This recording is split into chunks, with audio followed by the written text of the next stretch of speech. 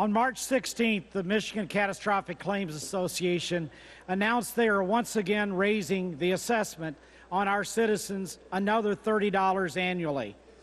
This will bring the assessment to $175 per vehicle and represents a 21% increase. We've all heard time and time again the need for legislative action to address Michigan's high auto insurance rates. The governor has said he wants to see reform.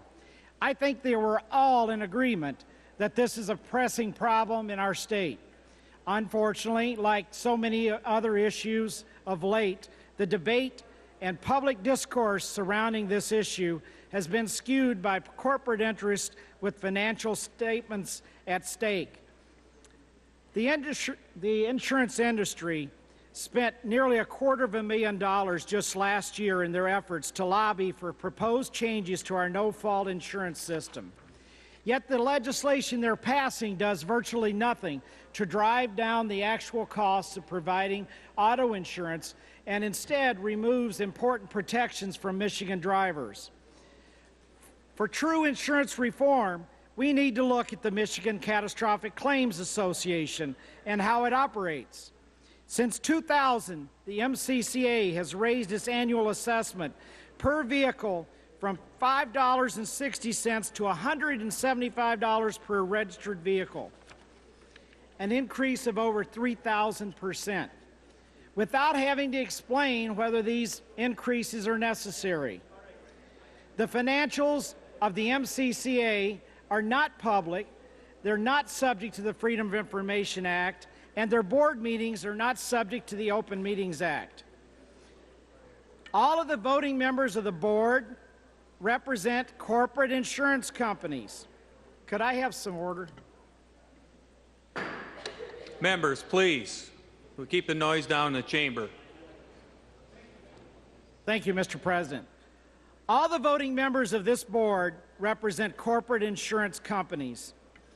Insurance executives claim that the recent MCCA fee increases and reforms to our no-fault insurance law are needed because the MCCA is not financially stable enough to continue reimbursing for catastrophic claims. Yet financial information regarding the MCCA is impossible to assess, and these claims are very difficult to verify.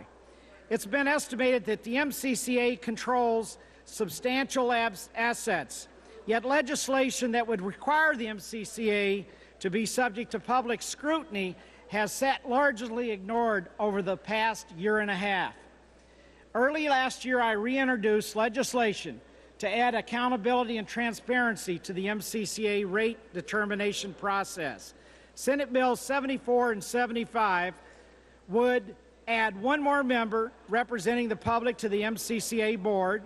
It would also make the Commissioner for the Office of Financial Insurance Regulation a voting member of the MCCA board.